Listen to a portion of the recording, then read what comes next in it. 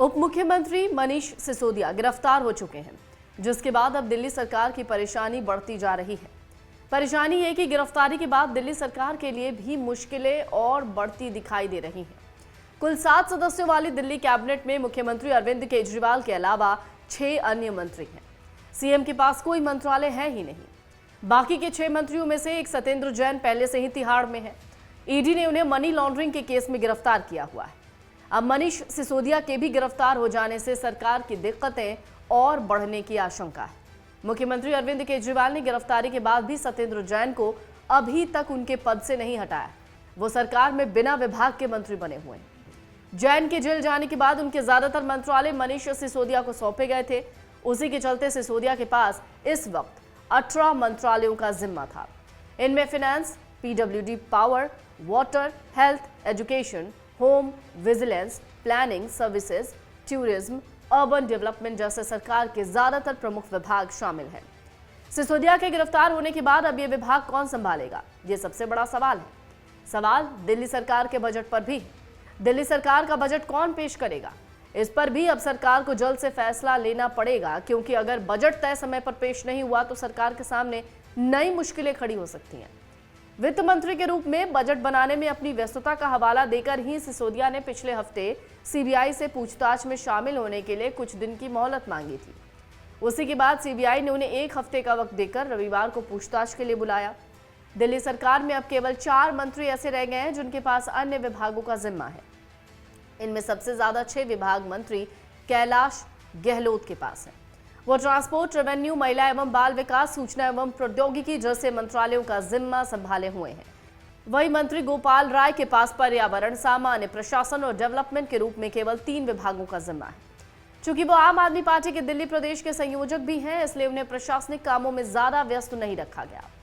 अन्य मंत्रियों में इमरान हुसैन के पास 2 और राजकुमार आनंद के पास 4 मंत्रालयों का जिम्मा है। ऐसे में सरकार चलाने के लिए अब सीएम केजरीवाल को जल्द से जल्द तो अपनी कैबिनेट में फेरबदल करना पड़ सकता है, या फिर मौजूदा 4 मंत्रियों को कुछ अन्य विभागों का जिम्मा सौंपना पड़ सकता है। हो सकता है कि कुछ मंत्रालयों का जिम्मा अब खुद उनको ही संभालना पड़े। इधर सिसोदिया की गिरफ्तारी पर बॉलीवुड एक्टर कमाल राशिद खान ने इस मामले पर अपनी प्रतिक्रिया दी। उन्होंने कहा कि क्रिमिनल्स खुलेआम बिना किसी डर के रेप और हत्या कर रहे हैं और शिक्षा मंत्री को गिरफ्तार किया जा रहा है। उन्होंने देश पर हो रहे अपराधों पर चिंता जाहिर की।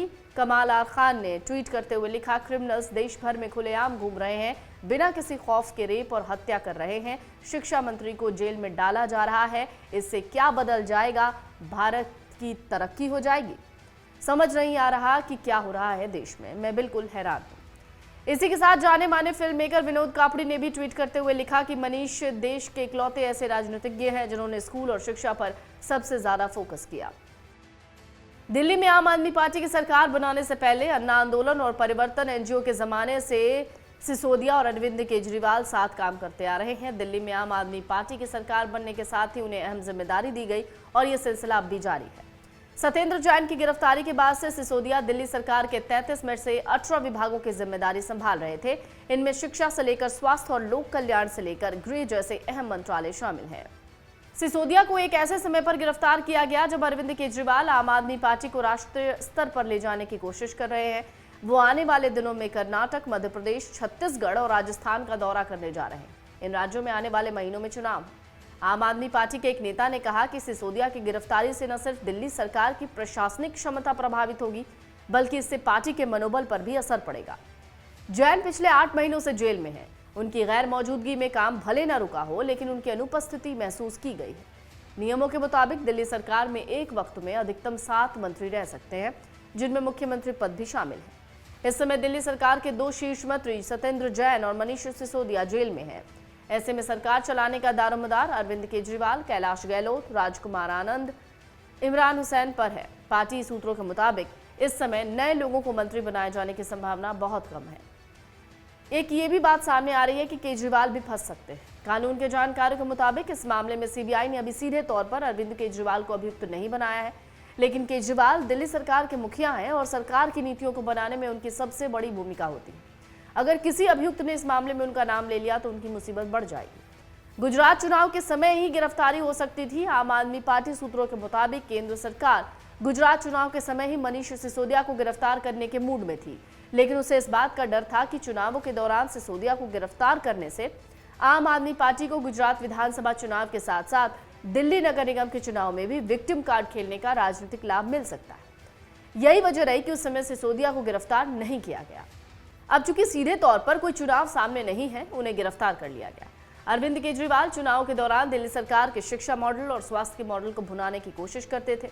वो मनीष सिसोदिया को दूसरे राज्यों के चुनाव प्रचारों में सबसे आगे खड़े करके उनके ही सहारे पार्टी का प्रचार अभियान बढ़ा रहे थे। लेकिन दिल्ली सरकार का स्वास्थ्य मॉडल सत्येंद्र जैन की गिरफ्तारी के बाद से सवालों के घेरे में है। अब मनीष सिसोदिया की गिरफ्तारी के बाद शिक्षा मॉडल पर भी सवाल है। जाहिर है कि अब अगर अरविंद केजरीवाल इन नेताओं को अपने मंच पर जगह देंगे तो जनता के बीच उसकी एक बेहतर छवि नहीं जाएगी। अरविंद केजरीवाल सहित आम आदमी पार्टी के नेताओं ने रविवार सुबह से ही सिसोदिया के जेल जाने की भविष्यवाणी शुरू कर दी थी। सिसोदिया के गिरफ्तारी के बाद आम आदमी पार्टी नेताओं ने प्रेस कॉन्फ्रेंस कर कहा कि ये पूरा राजनीतिक ड्रामा बीजेपी के इशारे पर हो रहा है। पार्टी नेता सौरभ भारद्वाज ने कहा कि सिसोदिया के विरुद्ध कोई प्रमाण नहीं है, लेकिन केवल बयानों के आधार पर उन्हें हिरासत में लेने का नाटक हो रहा है। तो 10 महीने से सीबीआई क्या कर रही है? क्यों नहीं उन्होंने अभी तक अनिल बैजल साहब से पूछताछ की? सिर्फ और सिर्फ झूठ का पुलिंदा है।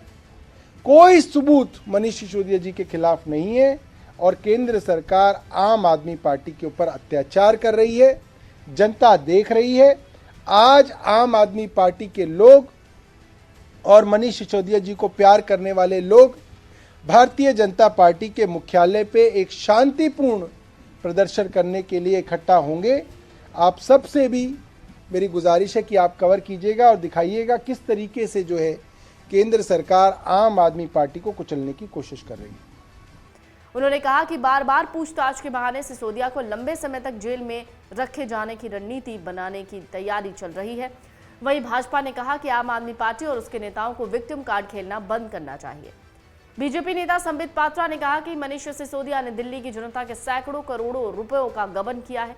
उन्होंने बीजेपी या दिल्ली की जनता को सवालों का जवाब नहीं दिया, लेकिन अब उन्हें जांच एजेंसियों के सामने इन सवालों का जवाब देना पड़ेगा। अगर आप ये वीडियो YouTube पर देख रहे हैं तो हमारे चैनल को सब्सक्राइब करें और बेल आइकन को दबाना ना भूलें। अगर आप Facebook पर ये वीडियो देख रहे हैं तो हमारे पेज को लाइक करें। डाउनलोड करें अमर उजाला ऐप और पाएं खबरें लगातार।